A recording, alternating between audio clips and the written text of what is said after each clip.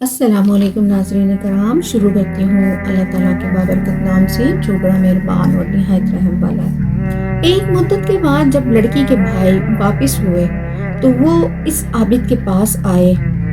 اس نے بہت آہوازاری کی اور کہا وہ تو بہت نیک تھی مگر چل بسی، اور اس کی قبر دکھائی جو اصل نہ تھی۔ بھائی رو دھو کر دعا کر کے گھر چل دیے۔ اب جب رات کو جو سوئے تو شیطان تینوں کے خواب میں آیا اور عابد کے بارے میں کہا کہ اس نے سب جھوٹ بولا، اس نے تمہاری بہن سے فعل بد کیا، اس نے بچہ جنا اور اس نے دونوں کو مار کر اسی گھر میں دائیں طرف دبا دیا جہاں تم اپنی بہن چھوڑ آئے تھے۔ تینوں اٹھے تو اپنی خواب کا ایک دوسرے سے ذکر کیا۔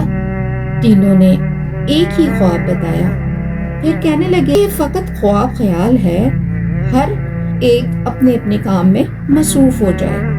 مگر ایک بھائی نہ مانا، اس نے کہا کہ میں ضرور جاؤں گا۔ اب وہ تینوں وہیں گئے جہاں بہن رہتی تھی اور اس جگہ پہنچے جہاں شیطان نے خواب میں بتایا تھا۔ گھڑا کھودا تو وہاں سے بہن اور بچہ برآمد ہوئے۔ انہوں نے عابد سے پوچھی تو اس نے اقرار کر لیا